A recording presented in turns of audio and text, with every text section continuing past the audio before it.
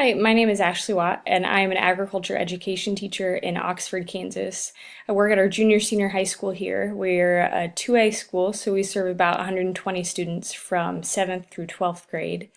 My day looks a little bit different every day. I teach 9th through 12th graders, and they can be intermixed within classes. So I can have a freshman sitting with a senior, and I teach animal science, plant science, food science, ag welding, and some introductory courses. I also have an 8th grade science class as well. After school, I coach cross country and I also coach junior high track, and that may show you some of I actually enjoy running. So I keep myself busy. Along with my ag education, I am the FFA advisor for our school. So in my 9th year of teaching and doing all of these things the whole time I was here. As far as my experience with multimedia applications, we are a one-to-one school. So each of our students, when I got here, it was the MacBooks that they had.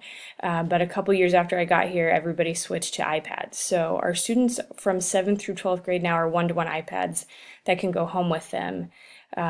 We use the Active Manager for them to download the applications we need. So we push anything through to our tech people that we think our students might need at the beginning of the year, and they can get on that Active Manager and download it.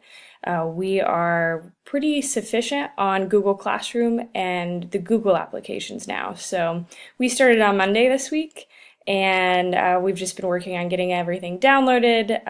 Every year's a learning experience, and everything changes so quickly in multimedia, and I think there's still some lessons I have that I need to get better at helping my students get the tools they need on their devices. And as far as multimedia goes, we're having a big push at our school to help with problem solving, because I think a lot of kids so quickly click or don't even click on the first thing on Google. They see it and they're like, oh, that's not my answer, I must not find it, and they just raise their hand.